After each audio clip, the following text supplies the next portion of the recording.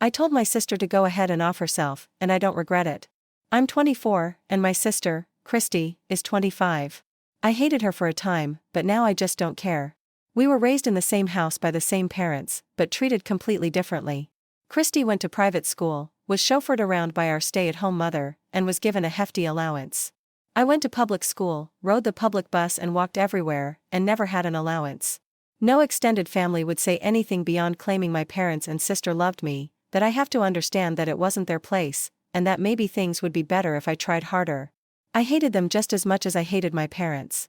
Christy mocked me relentlessly growing up. She was the pretty one and the smart one. If I got upset by her mocking, I was told I'm being sensitive and that it was sibling love. If I said hurtful things right back, I was grounded because I took it too far.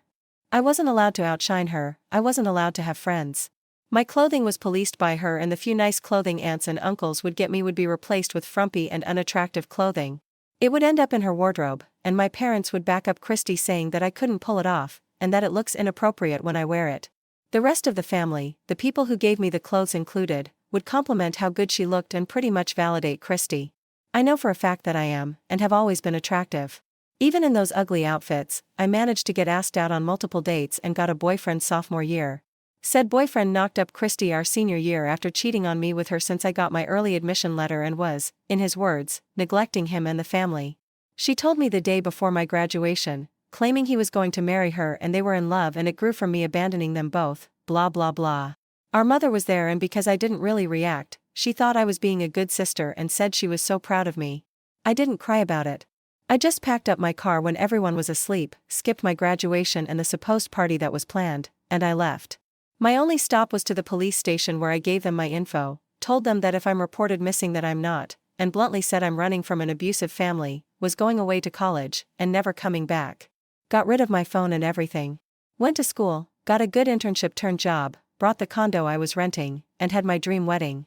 Christy got in contact with me via Facebook.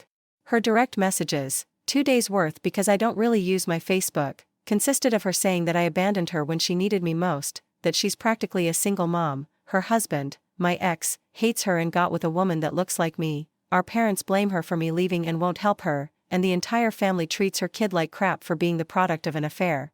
She didn't get into any of the colleges that she applied to, and couldn't go to college as a full-time mother.